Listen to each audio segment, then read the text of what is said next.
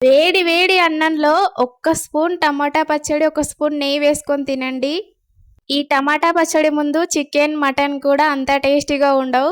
ఇలా వేడన్నంలో ఒక్క స్పూన్ నెయ్యి, ఒక స్పూన్ టమాటా పచ్చడి వేసుకొని తిన్నామంటే అమృతమే అండి. టమాటా పచ్చడి ఇష్టం ఉన్న వాళ్ళకి ఇంకా పండగే.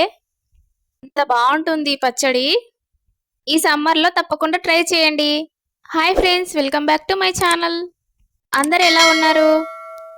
ఈరోజు మన ఛానల్లో టమాటా నిల్వ పచ్చడి చేస్తున్నాను.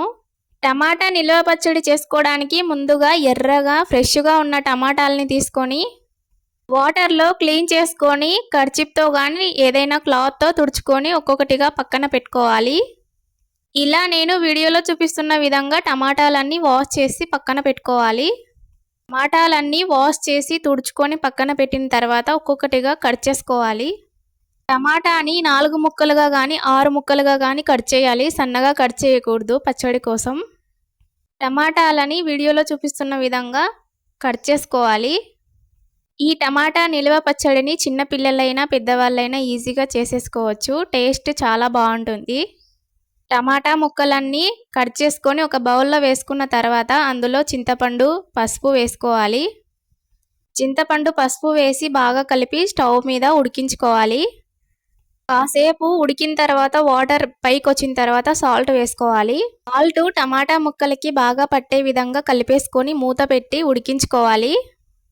వీడియోలో చూపిస్తున్న విధంగా ఉడికిన తర్వాత వెల్లుల్లిని వేసుకొని ఇంకా కాసేపు ఉడికించుకోవాలి. టమాటాలన్నీ మెత్తగా ఉడికిపోయిన తర్వాత స్టవ్ మీద నుంచి తీసేసి తగినంత కారం వేసి బాగా కలుపుకోవాలి. నేను కూడా ఈ పచ్చడిని ఫస్ట్ టైం ట్రై చేస్తున్నాను. ఎలా వచ్చిందో చివర్లో చెప్తాను. నాకు టమాటా పచ్చడి అంటే చాలా ఇష్టము. అందుకనేసి ఈ సమ్మర్లో నేను ట్రై చేశాను.